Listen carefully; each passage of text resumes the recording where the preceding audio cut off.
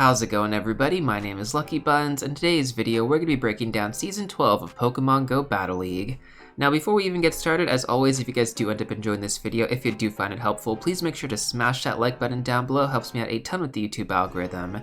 But with that being said, let's go ahead and get started. So first thing we're going to go over is going to be the league rotation schedule. So like usual guys, this is going to be a 3-month season once again. So from September 1st to September 8th, we're going to have the Great League along with the Little Jungle Cup remix. This rotation has currently been ongoing for a few days, so most of you should be pretty familiar with it by now. The next rotation is going to be from September 8th to September 15th, which is going to feature the Great League once again, along with Psychic Cup. So the way that it looks like right now is that we're going to have the Open League rotations for 2 weeks, and then we're going to have type-specific cups changing each week, which I kind of like, to be honest. Following that, on September 15th to September 22nd, we're going to have the Ultra League along with the Weather Cup. September 22nd to September 29th, we're going to have Ultra League again, along with the Ultra League Premier Classic.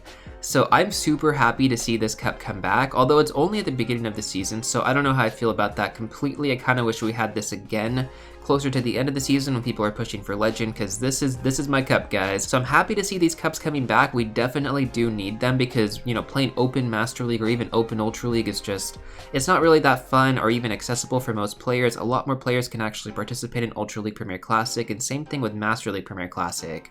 But, you know, again, these are Niantic's decisions here. I don't make the calls. Anyways, moving on, September 29th to October 6th is going to be the Open Master League, so Level 50 Master League and Master League Premier Classic. Now we're also going to be getting 3x Stardust from the win rewards like usual, which is really nice. So hopefully by this point you guys have made it to rank 20. I feel like that's a pretty good milestone to set because these 3x Stardust from win rewards, if you do your battles every single day, that's a lot of Stardust, and that's pretty much how I was able to farm a ton of Stardust during this last season. Now moving forward from October 6th to October 13th, we're going to continue to have Master League in its open format along with the Evolution Cup. We'll go over the details for that a little bit later. And then once again, 3x Stardust is going to continue specifically from the win rewards. Now from October 13th to October 20th, we're going to have all open formats available, Great League, Ultra League, and Master League, which is kind of nice. Although this is again, like very specific to this part of the season. As you're going to see later on, this is not the case for the end of the season. From October 20th to October 27th, we're going to have the Great League available once again for the next 2 weeks, and then we're going to have Halloween Cup featured. Now from October 27th to November 3rd, though, we're going to have Halloween Cup Ultra League Edition, so I'm kind of looking forward to that. Now from November 3rd to November 10th, we're going to have Ultra League available once again for the next 2 weeks, and we're going to have Willpower Cup. And then from November 10th to November 17th, we're going to have Ultra League Premier Cup back again. Then for the final 2 weeks, we're going to have Master League available in its open format at level 50. Not really sure why they decided to do this. Like, this is usually the time when people push for Legend at like the very end. But yeah, I guess Open Master League, they really want you to build those extra large legendaries. And then the type specific cups are going to be as follows. From November 17th to November 24th, we're going to have the Element Cup Remix. And then from November 24th to December 1st, we're going to have the Catch Cup Season of Light Edition. So I actually kind of like this idea because we have the whole entire season, right, which is Season of Light. So all the Pokemon that you've been catching, all the Pokemon that you've been building for PvP, you can finally put them into use during this final rotation at the end of the season. So overall, when it comes down to the league rotations this season, I mean, like, some of them are looking pretty good, some of them are looking kind of mediocre. I feel like the latter half of the season actually looks worse than the first half of the season, just because we have a lot better cups in my opinion. But hey, you know, the Halloween Cup could be really fun. Ultra Premier could be, I mean, I guess it'll be pretty much the same as Ultra League, just minus a few legendary Pokemon. Next up, let's talk about GO Battle Days. So we're going to have 2 this season. Now, for those of you who are a little bit unfamiliar in terms of how GO Battle Days work, normally we get 5 sets a day. On GO Battle Days, we get 20. This means that we get a total of 100 battles to go through, and we get 4x Stardust from the win rewards. So once again, this is a great incentive to try to hit rank 20 beforehand. Again, the first GO Battle Day is going to be on October 1st, so you pretty much have a month from now to hit rank 20, which again is completely win-based. So it shouldn't be too difficult, and this is just to maximize your gains, especially if you're not really focused on Legend, but you just want to get a ton of Stardust from GO Battle League. Get to rank 20 before October 1st, and you should be really solid. Anyway, so let's continue to talk about the October 1st GO Battle Day, which is specifically going to feature Guzma. So Guzma is also the season-exclusive trainer pose this season, which we'll talk about a little bit later. But if you haven't made it to rank 20, and you decide to do your battles this day, you can get the Watch and Bracelet avatar items from Guzma. So this is kind of cool, but at the same time, like, you also get it when you hit rank 20, so it isn't really like that much of a reward, but hey, I guess I just try to incentivize players to actually participate, right? Now the cool thing is, from the time to research, you're also going to be getting a free elite charge TM, so that is a really big incentive to actually do this, whether you care about Go Battle League or not. A free elite charge TM in the shop normally costs like 1,200 Pokecoins in the special box bundle, so that is always worth doing. You know, whatever you have to do, it's a free time to research, guys. Get a free elite charge TM. Make sure you do that. Now, unfortunately, though, the active leagues during this rotation are not going to be the greatest. It's going to be Master League and Master League Premier Classic.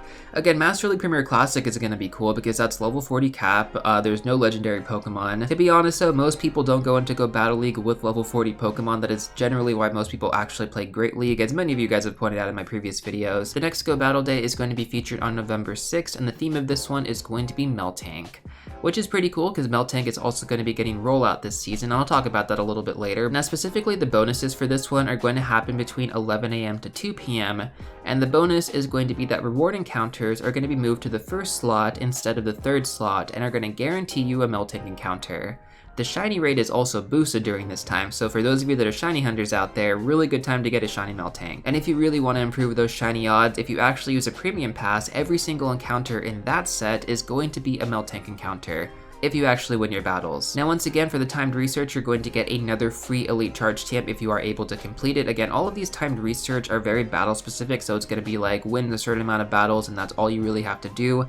It's very, very simple, guys. Do not skip this whatsoever. Those free elite charge TMs are not something to take lightly.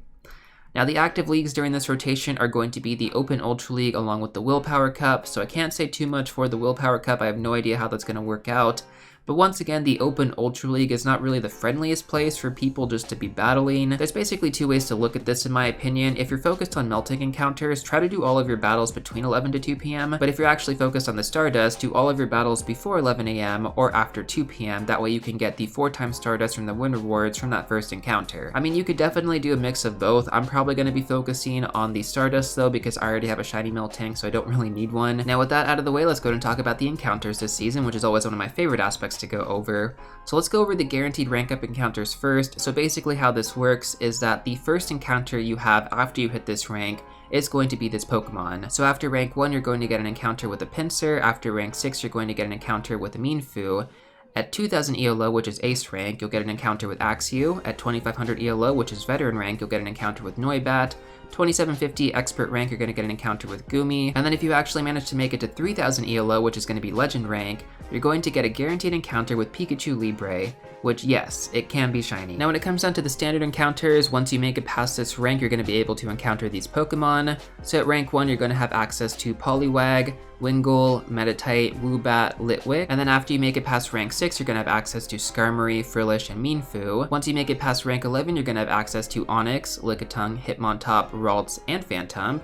All pretty good Pokemon there. Ralts is definitely going to be a highlight in my opinion. Also Lickitung for the extra large candy. If you make it past rank 16, you're going to have access to Espeon, Umbreon, and Meltank. And then after you make it past rank 20, you'll have access to the legendary Pokemon that is currently in rotation. Although, fair warning, the rates for legendary Pokemon have drastically been reduced since previous seasons, so I wouldn't go into this expecting to get legendary Pokemon. It does happen every now and then, but I think I did like 1,200 battles last season, which is a lot, and I had a lot of encounters. I probably got less than 10 legendary Pokemon the entire season. It was really, really bad. The next thing that we're going to be talking about is going to be the Go Battle League Time to Research Pass. So they've actually redesigned how this one works, and in my opinion, it's definitely a positive change. So I guess the first thing to note is that you actually have to go to the shop in order to claim this because it's not outright stated. You have no idea that you're supposed to claim this pass to actually start this research. Now the cool thing is that you can actually stack your Stardust this time around opposed to last season where you couldn't. So I'd really recommend not claiming any of your Stardust rewards and holding all of them until you have them completed. Then drop a star piece and claim that all together. And then if you actually wait to do this until a Go Battle Day, you can claim all that Stardust as well from the 4-time Stardust win rewards, and you can go through those really, really quick. Now additionally though, there are 2 more bonuses for this special research. So once you make it to 400 wins, you're going to get an Elite Fast TM, and then once you make it to 500 wins, you're going to get an Elite Charge TM. Next up, let's go and talk about the exclusive trainer post for this season, which is going to highlight Team Skull's leader, Guzma. So at Ace rank, you're going to get his watch and bracelet. At Veteran, you're going to get his pants. At Expert, you're going to get his glasses, which I think are really cool. And then at Legend, you're going to get his t-shirt along with his trainer pose. I don't know if his trainer pose is animated. It doesn't really look like it's animated, but I guess if you're a Guzma fan, this is going to be something you definitely got to go for. Now, we've already gone over a few free Elite TMs this season, which is actually pretty cool because we haven't had this many available throughout a GO Battle League season before, so it's really nice. But the ones that we've come to expect now, once you make it to rank 19, you're going to get an Elite Charge TM, and then at the end of the season, you're going to get an Elite Fast TM. So those are kind of cool, pretty standard. At the very least, I hope you guys get to rank 20 this season just to get those. So we kind of touched on this a little bit earlier when I went over the league rotation schedule, but now let's go into them a little bit more in detail in terms of their restrictions. So of course for the Great League, we already know 1500 CP is going to be the requirement. Anything below is qualified, anything above doesn't qualify. Pretty self-explanatory. Ultra League, same thing, 2500 CP. Ultra League Premier Cup, 2500 CP or lower, and then legendary or mythical Pokemon are not eligible. Extra large Pokemon are eligible though, like I mentioned before. Ultra League Premier Classic, 2500 CP or lower, no legendary or mythical Pokemon, and Pokemon that have been powered up past level 40 with extra large candy are not eligible. So in my opinion, that is my preferred cup of choice. I really wish we had this one featured more often, but again, it's totally Niantic's call. For the Open Master League, there are no restrictions whatsoever. For the Master League Premier Classic, this one is going to be capped off at level 40 Pokemon, basically no extra large Pokemon at level 50. No legendary or mythical Pokemon either. This again is one of my more preferred cups to go for. The Little Jungle Cup is currently ongoing as of right now. Pokemon must be below 500 CP to enter, and you can only use normal, grass, electric, poison, ground, flying, bug, and dark type Pokemon. And the Pokemon you currently see on screen right now are going to be banned from using in this cup, so Shuckle, Smeargle, Scorpy, Cottonee, Ducklet, and Salandit. Following that, we're going to have the Psychic Cup next, and this one is going to be as self-explanatory as it sounds. Only Psychic type Pokemon are going to be available. It's going to be Great League formats of 1500 CP or lower, and you can't use Mew because Mew would be completely broken with its massive moveset. We also have the Weather Cup. This one is interesting because it's going to be Ultra League centered, so 2500 CP or lower, and you can only use Fire, Water, Ice, and Rock type Pokemon. That one actually seems kind of cool. We'll have to see how that one plays out. Next we have the Halloween Cup. We've seen this one before, so Great League format is going to be Poison, Bug, Ghost, Dark, and Fairy type Pokemon. It's going to be the same for the Ultra League format, and I guess I don't really need to go over the Ultra League format because I just talked about it. So Willpower Cup is going to follow that. This is going to be for Pokemon, again, in the Great League format, so 1500 CP or lower, and you can only use Fighting, Psychic, and Dark type Pokemon, and Gardevoir is going to be banned. For the Element Cup Remix, is going to be a Little Cup format, so 500 CP or lower. You can only use Fire, Water, and Grass type Pokemon, and the following Pokemon are going to be banned: Chinchou, Cottonee, Ducklet, and Salandit. And then finally, the last cup of the season is going to be the Catch Cup Season of Light Edition, so this is going to be in the Great League format, and you can only use Pokemon that you actually caught during the Season of Light. Keep in mind, this probably isn't going to be too different from the Open Great League format, just because you are going to have people who are spoofing or going out and hunting rank 1s constantly, whereas most people don't really have access to that stuff or can't actually hunt to get the Pokemon for the extra large candy. It is not so accessible to most players, but to people who cheat in this game, yeah, it'll be pretty easy to build a really solid extra large team. Now with all that out of the way, we get to finally jump into some of the exciting stuff, which are going to be the new attacks along with the attack changes for specific Pokemon. So let's go over the new attacks first. So we're going to be getting 2 new moves, and these are both fast moves. We're going to get Double Kick and Fairy Wind. So Double Kick is really good because they gave this to a lot of Pokemon that kinda needed it, Lopunny being one of them for the Mega, which we're gonna talk about too. Like, I know this video is very PvP centered, but I also do want to cover some Pokemon that actually benefited in the raid category from these move updates. So Double Kick definitely helped out a lot for certain Pokemon. Fairy Wind as well also helped out a lot for certain Fairy Pokemon. Now when it comes down to the attack changes, I think these ones are definitely worth highlighting as well, so let's go over these right now. So the first one is going to be Zap Cannon, which was actually nerfed. It's still going to have a chance to debuff the opponent's attack, but it's not going to be guaranteed, which was definitely OP for Registeel. It was number 1 the last season for a reason because of this move. So nerfing it, definitely going to level the playing field a little bit more in terms of Registeel use, which I'm kind of glad to see because Registeel is, that's a tanky boy. Next up we have Icicle Spear, which actually got nerfed, so it's going to cost more energy now to actually throw Icicle Spear. I feel like this was definitely a necessary change because Walrein was like, it was unmatched, guys. It was so freaking good. It kind of needed a little bit of a nerf. Like, it's still going to be good, it's just not going to be as prevalent as it was. So that's definitely nice to see. Now for rollout, the energy generation is going to be decreased. I didn't really know too much about rollout to begin with, but I guess that could be a good thing. I think Swag Tips had actually mentioned this was really important for Dunsparce, so I'm just going to trust his judgment there. Ancient Power got a nice buff, which is kind of weird, like Ancient Power and Ominous Wind. So this was nerfed before, because this was like way too OP, but what they did this time around is that they made it more powerful, so Ancient Power is going to do a lot more damage, but the boost that you get from it is not going to be double anymore, it's only going to be single, which I think was actually a good change to level out the playing field here. Same thing with Ominous Wind, because this was definitely a game changer. Like, you had no chance whatsoever when you're going up against somebody who gets the Ancient Power or Ominous Wind boost. It was really broken. Not to mention if they get a second boost, oh boy, 4 stages, yeah, good luck, you just got a top left at that point. So that's really a nice change in my opinion. I think this really does level it out. Also gives Ancient Power some more like usability just as a move by itself, which is kind of cool. Silver Wind also got the same treatment as Ancient Power and Ominous Wind. It's going to do more damage now, but the attack and defense increase is only going to be 1 stage instead of 2 stages. And then finally we have Quick Attack and Tackle, both had their energy generation increase, so that's really good just for the moves by itself. Next up, let's talk about the attack availability updates. This one is pretty exciting because we have tons of Pokemon that just got access to new moves. So Nidorino got access to Thunderbolt. I don't think this really does much for it though. Nidorino got access to Ice Beam, kind of the same thing here, and same thing with Nidoking getting access to Double Kick as a fast move. I don't think these moves really do that much for them, like maybe in type-specific cups, and I think that was kind of the goal here, but we'll have to see how that plays out. Arcanine got access to Psychic Fang, so I actually have a Shadow Arcanine build that I did like a long time ago. If this becomes usable now, I'm going to be happy about that.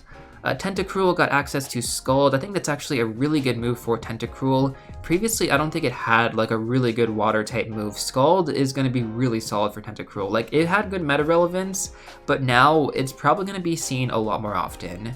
Galarian Rapidash got access to Fairy Wind. I don't remember seeing Galarian Rapidash too often. Like, every now and then I would see it, but Fairy Wind I don't think does too much for it in terms of its overall moveset there, so kind of a miss. Haunter got access to Ice Punch. This one, again, I don't think it does too much for Haunter. Maybe in a type-specific cup, but other than that, you would typically want to run Shadow Punch and either Shadow Ball or Sludge Bomb. Ice Punch would not ideally be the moveset to run, but I don't know, I guess we'll have to see how that one plays out too. Marowak got the ability to learn Rock Slide. I think this one actually does good for Marowak. I don't think I've seen anybody really use regular Marowak too often, so I think this one might actually have some play. I don't think it had a previous good rock type moveset. Like, it had a good ground type moveset, but not a good rock type moveset. So this one might help it a little bit more often. Hitmonlee getting Double Kick doesn't really do much for it either. Hitmonlee is not going to be something you see that often in the meta. Galarian Weezing getting Fairy Wind though. A lot of people are really hyping this one up. I can't say too much to it. I don't know how good it's going to be in the meta. Dragonair getting Body Slam though. This one I can definitely speak to. So Dragonair was already pretty good. It had access to Wrap before, and I think Body Slam is just going to be better for it. It's a lot more spammy, it's a lot easier to get to the energy generation for it. Next up we have Dragonite getting access to Superpower, so a lot of people are really hyped about this one. I can't say too much in terms of how it's going to play out in the meta, but I gotta say, it's probably going to be pretty good. I can't say the Dragonite getting Superpower is going to be a bad thing at all. We have Ledian getting access to Dynamic Punch. I don't think that really does anything for it. Lantern getting access to Surf though. Surf is a lot more spammy. And on Lantern, yeah, it really needed this buff. So Lantern you're going to see a lot more often. I think I have a pretty good Lantern or Chinchou that I have to go through and check, but I'm excited about this one. Lantern getting buffed, this is going to be a really, really nice addition right here. Jumpluff getting access to Fairy Wind, I don't think it does very much for it. It already had access to Bullet Seed from the Calm Day, so that was pretty much good for it. Like, that was a pretty good fast move to have on Jumpluff. Fairy Wind, it's not going to change anything for it. Espeon getting access to Psychic Fangs, like, this is better for Espeon. I think we may see it have more play. I don't think it's going to have, like, that much play, though. You have other options that you can use that are a little bit better. Girafarig getting access to 2 new moves, Psychic Fangs and then Double Kick. So Girafarig is looking kind of nice. I think this is going to be a Pokemon you definitely don't want to sleep on. Girafarig also has a Shadow variant as well, so we could definitely see some good play with this Pokemon. Following that, we have Dunsparce, which is going to get access to the fast move Roll Out. So Swag Tips is going crazy over this one. He's saying it's going to be super meta breaking. I have yet to see it. I don't know how it's going to play out. I'm just going to trust his word though, because he has swag tips. And I'm excited for it. I'm definitely going to start looking for better IV Dunsparce to build for the Great League. That one should be hopefully fun to run. Steelix got access to Psychic Fangs. I think this one is going to be good for Steelix. I don't know how much better it's going to be compared to its current moveset, but hopefully it's an improvement. Miltank getting access to Rollout. I mean, guys, if you ever played Gen 2, like Whitney's Miltank, man, that's all I'm gonna say. This was long overdue for Miltank, and it goes really hand in hand with the GO Battle Day this season, so shiny Miltank with Rollout, let's get it. Mawile with the fast move Fairy Wind. I don't know if it does too much for Mawile. I think you just kind of want to stick with its current moveset, but I could be wrong about that. Manectric getting access to Psychic Fangs. Again, I don't think this one is gonna be too crazy. Camerupt got access to Incinerate. This one could be good for it. Incinerate's always a really good move to use just because it does so much damage at once.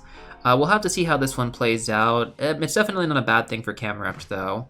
Lopunny getting access to Double Kick. So while I can't say too much in terms of its PvP relevance, this does a lot for it in terms of its Mega Evolution. It's probably a lot better now in its Mega Evolution form with Double Kick.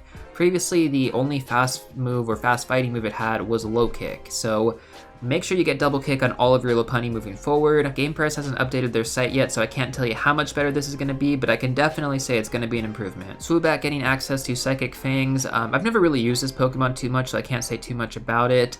The next three, though, are going to be raid specific. Cobalion, Terrakion, and Virizion all getting access to Double Kick, so they all have access to Sacred Sword, but the best one of the three is going to be Terrakion. Yeah, this dude just ranked up a ton in the fighting type category, so I think it's even as good, if not better, than Shadow Machamp at this point, which is insane. So yeah, just the whole power creep thing is definitely taking place right now in this current meta. Terrakion, guys, oh man, I gotta set up some lucky trades for this thing. In terms of Cobalion and Virizion, yeah, they have access to the double fighting type moveset now as well. It's not like they're gonna be bad, it's just that Terrakion is just gonna be better, so why go for the other two when you can go for Terrakion? You get what I'm saying? Better! I am better! Next up we got Florges, which got access to Fairy Wind. So this is a Pokemon that I was talking about that I'm really excited about. Previously it had access to Vine Whip, and Vine Whip is going to be good for PvP. I think that's still going to be the preferred moveset to go for, but in the raid/gym meta, Fairy Wind plus Dazzling Gleam, oh my god. Yeah, I'm very excited to see where this one lands once GamePress finally updates their site. That is going to be exciting. Slurpuff also got access to Fairy Wind. It's not going to do too much in terms of the raid/gym meta, but maybe in PvP. I can't say too much too. I've never really used Slurpuff, but I have seen other people use Slurpuff, so I'm going to say it's an improvement. Incineroar getting access to Double Kick. I don't know if this one's really going to be too great for it. We do have Golisopod getting access to Shadow Claw though. So previously this Pokemon didn't have that great of a moveset, but Shadow Claw, that's definitely a huge improvement. I think we just need something a little bit more better for it in terms of its charge moves, and this could be pretty viable to use. The next Pokemon we have is going to be Naliga, which thank you so much to all of you who helped me out with the pronunciation for this one. I read through all of your comments, and hopefully I'm saying this correctly, right? Like Naligo. So Naligo is going to get the Fast Attack Poison Jab. So Poison Jab is an improvement from what it previously had, so in terms of the raid/gym meta, this just became even better. So when it comes down to Naligo, it was already like #1 in its class besides the Mega Pokemon. Now it's just gonna be even better. So it just like one-upped itself, which was kind of funny. And then our last two Pokemon are going to be Dubwool and Runerigus. So Dubwool got access to Double Kick. I think this definitely did a lot for it. Runerigus getting access to Shadow Claw. Again, guys, like Shadow Claw is always a great addition to any Pokemon, so definitely a positive right there. So that was definitely a lot to go over. We got so many move updates this season opposed to last season where we pretty much got nothing.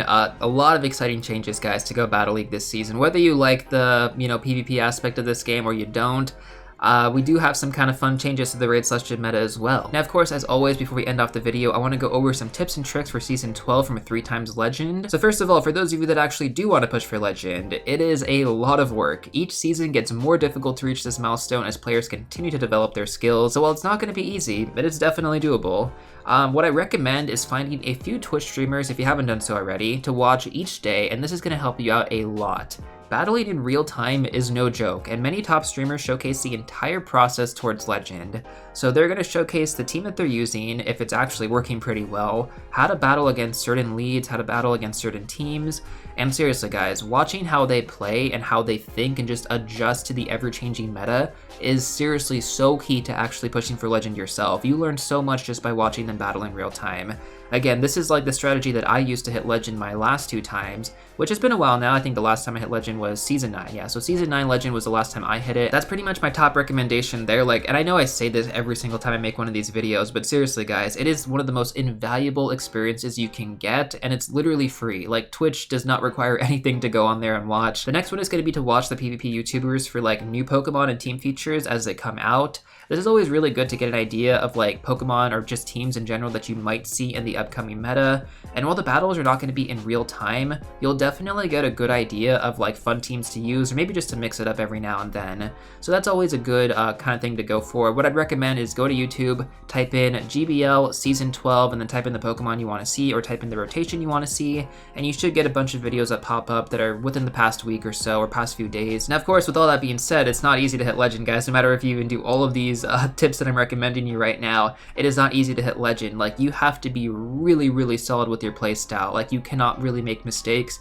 because people are going to punish you for them very easily. You got to think about these strategies like 2 minutes ahead of before you even play them out. It is really crazy. Experience is the most important thing, and even more important than that is going to be learning from your experience. I mean, you can make the same mistakes over and over again, but if you don't learn from those mistakes, then it's not really going to help you that much. Also, learning how to play certain teams and not switching your teams all the time does actually help out a lot.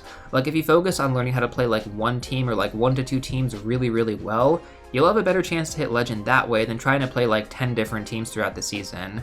So just my 2 cents, but you know, take that as you will. Now second, for those of you that are focused on just the Stardust or just resources in general, make sure to get to rank 20 as soon as possible. Guys, just for completing a set with 0 wins, you're going to get 3,100 Stardust at rank 20. If you win 1 battle, that's 4,000 Stardust.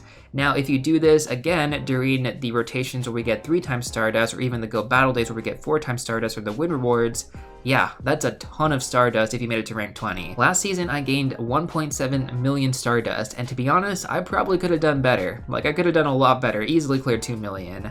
And I was not using star pieces, so keep that in mind. If you want to use star pieces during the Go Battle Days, more power to you, but at the very least, guys, this is one of the best ways to get Stardust in the game. Even if you don't like PvP, all you have to do is just win 1 battle, quit the rest, do it all over again, and you can get your battles done in like maybe like 20 minutes, I would say. It's pretty fast, opposed to like the hour and a half that it would normally take. Now, of course, if you don't like PvP that much, I'm not going to tell you to force yourself to do it. Please don't force yourself to do all of your battles every single day leading up to rank 20. It is a marathon, not a sprint.